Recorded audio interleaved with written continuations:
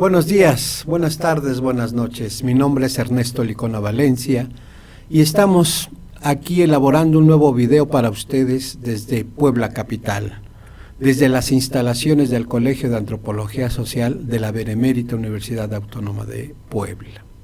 En esta ocasión vamos a hablar de religión y cultura, y para ello tenemos como invitado a Luis Arturo Jiménez Medina.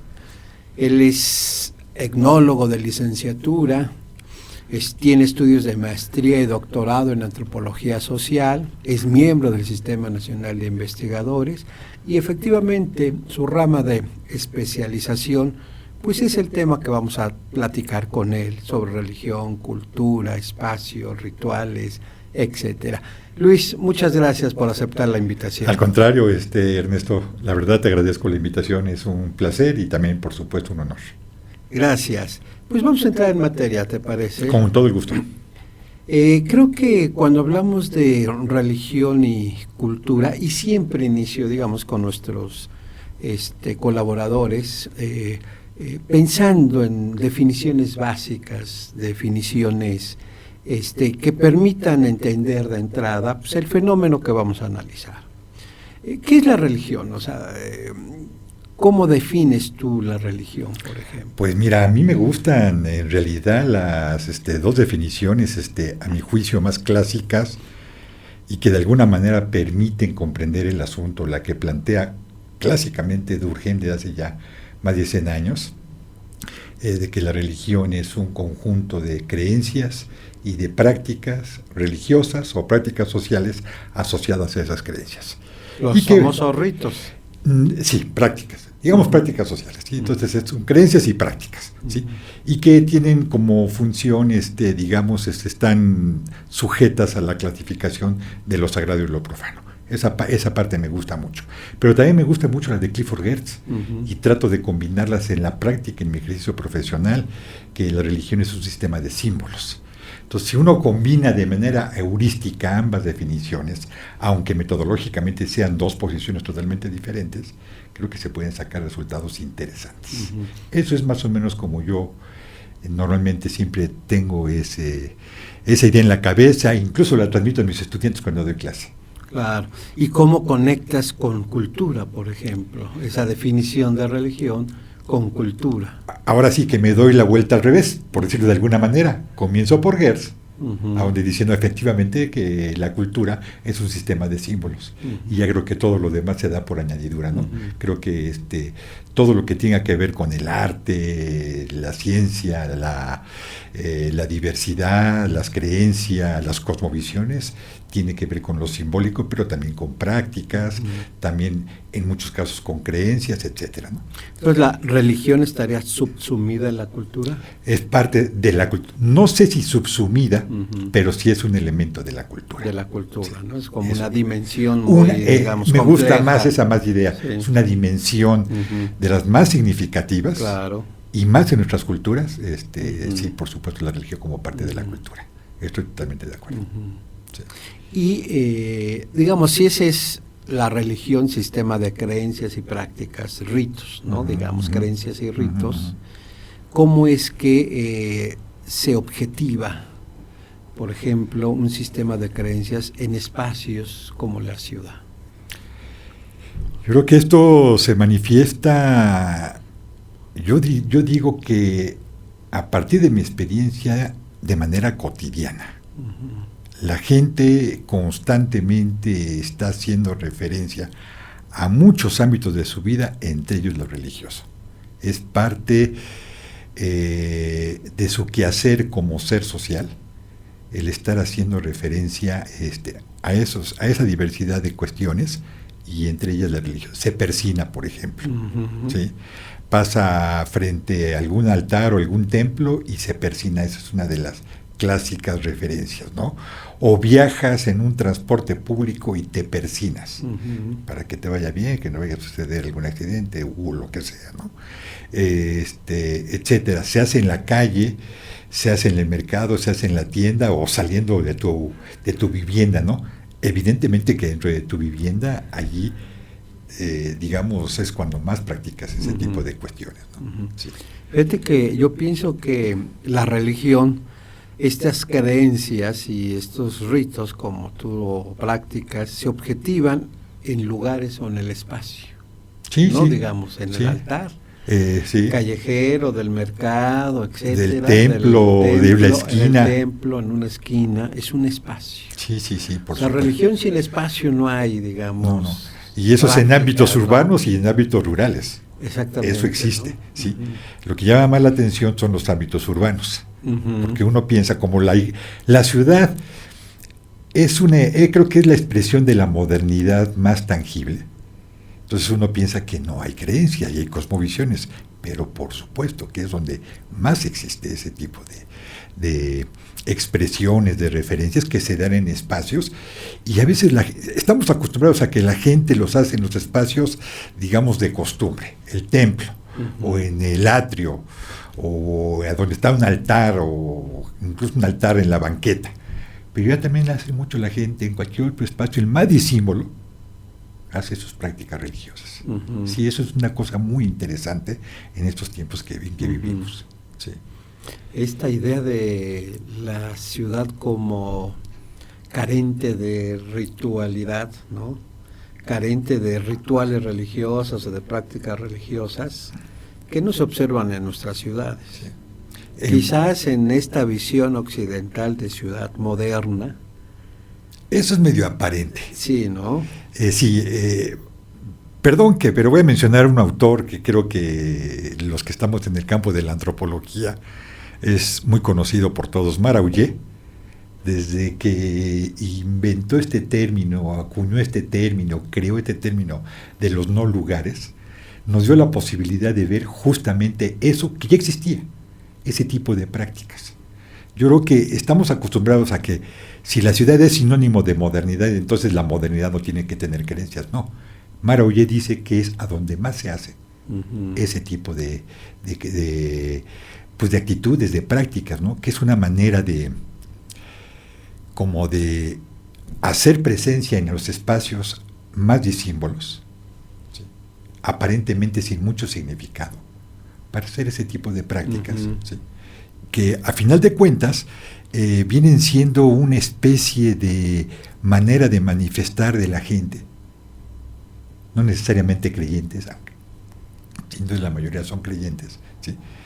Pero también es otra manera como de expresar una suerte de identidad, aunque sea momentánea. ¿Sí? Voy al mercado y conozco mucha gente que antes de ir al mercado pasa al templo, ¿sí? Y va haciendo una serie de actividades y actitudes religiosas, rituales. Y llega al mercado y aparentemente ya no hace, pero ya viene, digamos, con esa carga de ritualidad, de sacralidad, por decirlo de alguna manera. ¿Sí? Pero también hay esa expresión de la institucionalidad religiosa. Sí, por supuesto. Digamos que es importante, pero también las personas generan, digamos, otro tipo de institucionalidad, otros seres sagrados incluso, ¿no? Totalmente de acuerdo. Sí, yo creo que en estos tiempos las instituciones religiosas tienen un serio competidor, que son las religiosidades de la gente como individuos, no individualidades, sino como individuos. ¿Sí? Yo puedo ir, por ejemplo, de peregrinación y puedo llegar al templo, pero yo hago mis prácticas religiosas con el resto de los creyentes, sin estar necesariamente dentro del templo, ni siquiera fuera del atrio, ¿no? Creo que uno de los mejores ejemplos que tenemos en la ciudad de Puebla, que hay muchos templos, no solamente católicos, sino de otras religiones, la gente practica perdón por la redundancia, sus prácticas religiosas fuera del templo. Eso es lo interesante, por ejemplo, en el culto al Señor de las Maravillas, ahí en el centro histórico, o los devotos de la Santa Muerte también en el centro histórico, que se hace todo en la calle. Sí. Es más, ambas instancias institucionales y edificios no tienen espacios adecuados para hacer las prácticas religiosas. Entonces las haces afuera. Pero unas, digamos, reconocidas por la Iglesia como institución y otras no. Claro, por como supuesto. El culto a la Santa Muerte, Sí, ¿no? O eso Malverde y otros. No lo va a reconocer la Iglesia. Sí, jamás, ¿verdad? Tenemos, no sé si jamás, pero tenemos instituciones religiosas que todavía les falta mucho para modernizarse. Yo creo que ese es uno de los problemas que tiene. Pero la gente lo sacraliza y con eso es más que suficiente. No se requiere que haya un reconocimiento de la institución legal, digamos, de la Iglesia. ¿Sí? Claro. Sí. Es más, muchas prácticas del Señor de las Maravillas, que es una devoción reconocida por la Iglesia, muchas prácticas que hacen sus devotos no son muy aceptadas por la propia Iglesia Católica. Sí. Entonces, ¿no? Las niegan, las rechazan. Sí. Eso quiere decir que también la evangelización todavía no termina, digamos, ¿no? Es una suerte de combate permanente, y más si nos vamos a las comunidades campesinas e indígenas, ¿no? Urbanizadas, donde ahí yo observo, por ejemplo, esa mezcla y esa pugna lucha entre prácticas religiosas, digamos, de origen prehispánico o que proceden de esos tiempos, con prácticas católicas, ¿no? Y he observado a algunos sacerdotes combatirlas abiertamente en las misas, regañar a las personas porque que ya no lleven los granos a bendecir y que lleven el niño Dios el día 2 de febrero, por ejemplo. Eso yo lo he observado en algunas comunidades, ¿no? Y es cuando digo yo, es que la evangelización no ha terminado, ¿sí? Y es que yo creo que nunca se va a concluir. Porque creo que ha tenido ahí serios problemas, se ha enfrentado a serios problemas de iglesia. No soy teólogo, pero creo que se ha enfrentado a serios problemas como para reconocer las propias actitudes de la gente, que son actitudes sagradas, incluso de buena fe, para decirlo de alguna manera, con mucha sinceridad, que salen de muy de adentro del devoto, ¿sí? Y que, por ejemplo, para ellos, como tú dices, los granos tienen un valor y un significado en su vida, no solamente práctica, sino también espiritual. Entonces, creo que ese tipo de detalles les cuesta trabajo a los funcionarios, a las autoridades y a los especialistas religiosos asimilarlos como elementos de fe. ¿Sí? Creo que es un problema muy fuerte de la institución. Porque pertenecen a otra religión. No sé si pertenezcan, yo no estaría muy de acuerdo no sé si pertenezcan a alguna religión, pertenecen a otro tipo de cosmovisiones. Eso. ¿Sí? A otra manera de comprender porque toda institución como la Iglesia, y no solamente la Iglesia católica, cualquier institución religiosa, produce sus propios valores, los sugiere, los llega a imponer, pero la gente los entiende, les da diferentes lecturas. Y entonces tiene la capacidad de creatividad, de incorporar y de hacer lo que quieran siempre, y ellos están conscientes de que están haciendo o están siguiendo las directrices que en algún momento captaron de esa supuesta evangelización, formación o educación religiosa que van recibiendo de los especialistas. Yo creo que no son otras religiones, son maneras de interpretar un mensaje. ¿Sí? Un elemento doctrinal, por ejemplo. O sea, ¿tú serías de la posición que es una sola religión, el catolicismo? El catolicismo se expresa de diferentes formas. Y estas expresiones, como las que yo estoy sugiriendo, forman parte de esa catolicismo. De esa diversidad del catolicismo, igual que los devotos de la Santa Muerte. También la mayoría son católicos. Sí. Y por supuesto no van a ser reconocidos por la institución, pero eso es lo menos importante. En términos culturales, ¿sí? Es que la gente sigue creyendo en algo, ¿sí? Y además es eficiente, eficaz para sus propias necesidades. Y desde esa perspectiva que creo que es válido. ¿Sí? O sea, no porque si lo sanciona positivamente o negativamente la institución, con eso nos vamos a quedar, no. Creo que como antropólogos debemos ir un poco más allá para ver cómo ese tipo de prácticas son religiosas. En este caso, sí, el catolicismo es muy diverso. ¿Sí? No solamente el catolicismo, la mayor parte de las religiones tienen muchas manifestaciones diversas que no se circunscriben a los mandatos doctrinales que dictan los especialistas de lo religioso. ¿Sí? Por ahí está Bourdieu, que nos dice muchos elementos al respecto. ¿Sí? Luis, hablemos de estos grandes rituales en las ciudades, ¿no? Que generan pues una identidad. Claro. Aquí en Puebla, ¿cómo identificarías estos grandes rituales colectivos? En la ciudad, por mi experiencia y lo que he trabajado, creo que existen dos grandes rituales o dos grandes manifestaciones de prácticas religiosas como tales y religiosas cívicas, ¿sí? En la ciudad, que es el desfile del 5 de mayo, que ese no se mueve, ese es siempre el 5 de mayo. ¿Sí?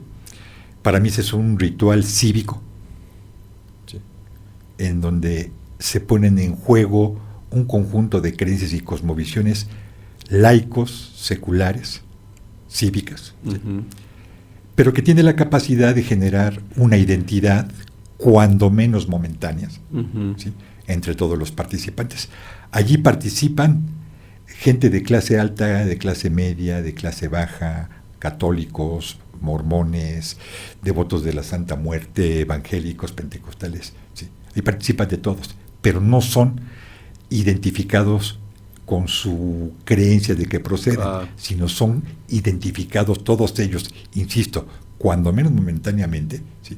Como ciudadanos de una ciudad que en este caso se llama Puebla, Puebla de Los Ángeles, o Puebla de Zaragoza, como se le quiera poner, ¿sí? Y algo parecido sucede en el otro ritual, que sí es de carácter religioso, que lo reactivaron creo que desde 1992, la procesión del silencio del Viernes Santo, ¿sí? Que también es un elemento común del 5 de mayo, se parecen mucho porque los dos se hacen en la calle. ¿Sí? Y entonces ahí sí están participando obviamente la identidad católica, ¿sí?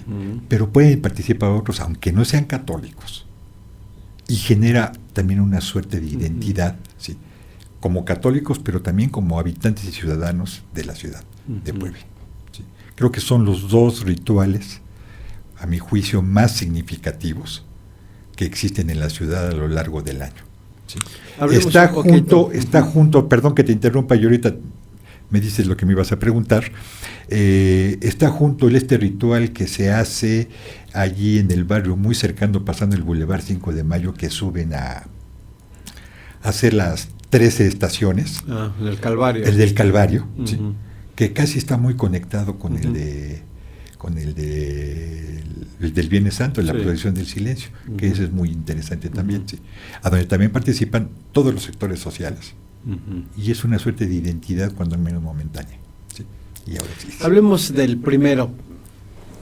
El del 5 de mayo. El 5 de mayo, de los rituales nacionales, de los rituales donde un hecho histórico se trae ritualmente para conmemorar algo, ¿no? Y que tiene una función. Y ahora me estoy acordando del primer informe, ¿no? Del nuevo gobierno en nuestro país, con Andrés López Obrador, ¿no? Que es un ritual cívico, sí, ¿no? Ritual cívico. Finalmente nacional, con sus, digamos, particularidades, pero sigue siendo un ritual, ¿no? Y que tiene una función, o han tenido una función. ¿Cuál considerarías que sería la función social de este desfile, de esta marcha el 5 de mayo en Puebla? Digamos? Para mí es generar una identidad de poblano. De poblano. Sí, de habitante de la ciudad de Puebla. Sí. Ese es creo que su principal, conformar una comunidad imaginaria, aunque sea por el tiempo que dure el desfile, o cuando menos por el día del 5 de mayo, de que uno se siente poblano. Creo que esa es su función principal, generar una unidad, ¿sí? Momentánea, que genere una identidad, una fraternidad, ¿sí? Entre los habitantes de esta ciudad. Creo que es su función principal. ¿No crees que va más allá? Porque yo estaba recordando que las celebraciones en México más importantes del 5 de mayo está aquí en Puebla y en el Peñón de los Baños. Hacen la batalla de la representación de la batalla. Representación. Y en el extranjero, en Los Ángeles, Nueva York, Estados Unidos. Y en Morelos hay algunas representaciones, he observado, Pero las más importantes, las más significativas, digamos, es en el extranjero y en el Distrito Federal y en Puebla, digamos. Aquí en Puebla es obvio, porque Sí. bueno, acá sucedió el hecho histórico. ¿No consideras que esa ritualización, porque además son personajes nacionales, federales, los que normalmente vienen a Puebla y bueno, reactualizan el ritual? ¿No consideras que puede ir más allá de esta identidad del poblano? La de Puebla como tal, Ajá. yo tengo mis dudas. Uh-huh. Yo sí pienso que es una suerte de identidad local. Local. Sí. Porque si la comparamos, por ejemplo, con la del Peñón de los Baños, ¿sí?, se concentra fundamentalmente en la zona del oriente de la Ciudad de México. ¿Sí? Para asistir a esa representación, creo que cuesta mucho trabajo y hay ponen muchas dificultades. O sea, no es tan masivo como la de la Ciudad de Puebla. ¿Sí? Si las comparamos con las que hacen los diferentes consulados en las ciudades norteamericanas principales, Los Ángeles, Nueva York, etcétera, yo pienso que allí hay una suerte de interpretación de los propios norteamericanos de que la fiesta del 5 de mayo es la más importante en términos de nuestras fiestas nacionales, cuando sabemos que la más importante es la del 15 y 16 de septiembre. Porque, pero, por ejemplo... Y le han dado mucha importancia justamente a esa fiesta. ¿Sí? Pero yo creo que es una interpretación de ellos. Y han promovido, ¿sí?, esa festividad. Yo no sé si promuevan, ¿sí?, nuestros vecinos gringos la festividad del 15 y 16 de septiembre. Yo creo que no la promueven tanto como la del 5 de mayo. Sí, no es realmente tan importante, ¿no?, en esas ciudades la del 16 de septiembre, 15 y 16 de septiembre, como la del 5 de mayo. Sí. ¿No? Es más reivindicativa, sí, de los derechos, digamos, sociales, humanos, de los, sí, paisanos allá, sí, en Estados Unidos, y por eso es muy importante. Sí. No sé si se deba a elementos simbólicos históricos, porque es derrota de los franceses, no es de norteamericanos. Y entonces, si los mexicanos derrotaron a los franceses, yo creo que eso tiene simbólicamente un peso para los norteamericanos. Claro. Probablemente por allí. Sí. No estoy asegurando que así sea. Sí, derrota del imperio, de los imperios, o de un imperio. De un imperio, ¿no? Sí. O del ejército más poderoso en aquellas épocas del mundo. ¿Sí? El ejército de Napoleón. Yo pienso que eso simbólicamente ha sido comprado por los gringos y eso les ha dado capacidad incluso de crear los espacios para que sea la celebración más importante en los consulados, en los barrios y en las ciudades norteamericanas. Pero eso estoy especulando. ¿Sí? No sé si sea así. No me he puesto yo a reflexionar en esa cuestión. Lo que sí es cierto, que esta fiesta en la ciudad de Puebla, sí, adquiere unas dimensiones muy importantes hasta llegar al campo de las identidades de los habitantes de esta ciudad. Sí, como que todo el mundo nos identificamos con ese suceso histórico. Sí. Y se crea un imaginario muy interesante que tiene muchos matices, llegando casi hasta una suerte de cosmovisiones parecidas a las religiosas. Sí. Yo por ahí lo veo. Y en relación al otro gran ritual colectivo, la procesión del Viernes Santo, ¿ahí cuál sería su función? Yo creo que también, un poco utilizando el marco teórico de Weber, también se produce otra fraternidad de poblanos, la mayoría católicos, pero a final de cuentas creo que sí rebasa lo religioso. Y llega a generar una suerte de identidad de los habitantes de esta ciudad, porque además incluso que yo recuerdo ya se ha convertido en la procesión de la ciudad de Puebla del Viernes Santo al mismo nivel de importancia que las procesiones de San Luis Potosí, la de Taxco y la de Iztapalapa. Sí. Es más, si uno mide los tiempos que le dedican las televisoras, TV Azteca y Televisa, cuando dan la nota al final del día del Viernes Santo, le dan un tiempo más o menos parecido a esas procesiones. ¿Sí? Además participa el arzobispo. Pero ahí sería por el sentido o el cómo se siente en el, digamos, conglomerado de los fieles, o más por una política hacia el turismo, promover el turismo. Yo creo que también entra ese elemento, ha sido muy atractivo también para el turismo. Sí, ¿o no? Sí, ya. Y ahora se hizo más famosa y atrajo a más gente, cuando menos la de este año, porque llegó por primera vez el Niño Doctor, que llegó de Tepeaca en peregrinación y se incorporó a la procesión. Entonces, de repente, el habitante de la ciudad de Puebla y el católico, que en este caso es el mismo, pues tuvieron ahora sí que las gracias de observar las dos entidades sagradas más populares del centro del estado de Puebla, como es el Señor de las Maravillas y el Niño Doctor, que desfilaran juntos. Sí. Y eso fue muy atractivo.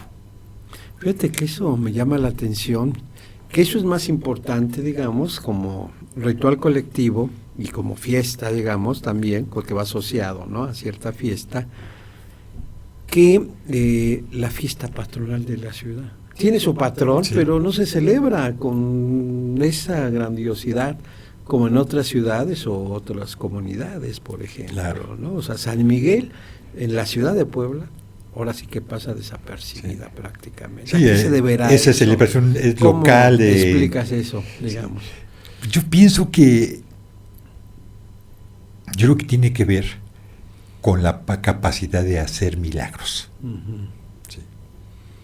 No vamos nosotros a detallar lo que es el milagro, porque es una cuestión que tiene que ver con las creencias de la gente. Sí. Pero si la gente dice que es eficaz para resolver situaciones difíciles, ¿sí?, entonces va adquiriendo pues más fama, ¿sí?, va siendo más eficaz y tiene la capacidad incluso de sobreponerse al santo patrón. Los ejemplos clásicos: en el Señor de las Maravillas, en el templo, él no es el santo patrón del templo de ahí del centro. Sí, no, es una imagen más. Es una imagen más, sin embargo se ha convertido, sí, en la entidad más visitada, sí, y no importa que haya una celebración de la misa, la gente va a ver al Señor de las Maravillas. ¿Sí? El caso del Niño Doctor en Tepeaca, ese templo está dedicado a San Francisco, pero nadie le hace caso a San Francisco, todo el mundo va a ver al Niño Doctor, y así podemos seguir enumerando ejemplos, no solamente de Puebla, sino de muchos lugares del país.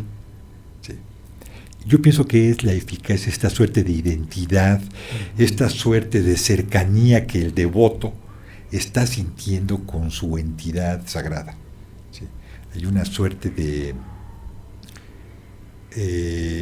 una relación muy cercana, ¿sí?, y que efectivamente se convierte en una entidad sagrada que soluciona problemas difíciles, ¿sí?, que no se soluciona de otra forma más que por la vía del milagro, la fe y ese tipo de cuestiones. Yo pienso que va por allí el asunto. Sí, sí. Okay. Y esto, esto lo puedes comprobar cuando desfilan en la procesión del Viernes Santo, en lo que estábamos, desfilan 5 entidades. Sí. Y la que tiene más popularidad es el Señor de las Maravillas. Sí. Ahora ya entró el Niño Doctor, esperemos que el próximo año también desfile, y ahora sí van a competir los dos más famosos, a ver quién jala más gente, más devoto. Yo creo que va por allí el asunto. Son cuestiones muy difíciles de explicar porque tienen que ver con la fe. Bueno, pues mira, qué interesante. Ya se nos terminó el tiempo, Luis. Muchas pues te agradezco mucho este espacio. Espero que haya sido algo interesante este asunto. Interesante. Apenas entrábamos en materia, digamos, ¿no? Ya habrá oportunidad de platicar en otra ocasión, ¿no? Pues gracias, te agradezco. Al contrario, gracias a ti, Ernesto, y gracias a los que apoyaron aquí este programa. Bueno, amigos, amigas, pues terminamos este nuevo video de Mirada Etnográfica. Muchas gracias y hasta la próxima. Adiós.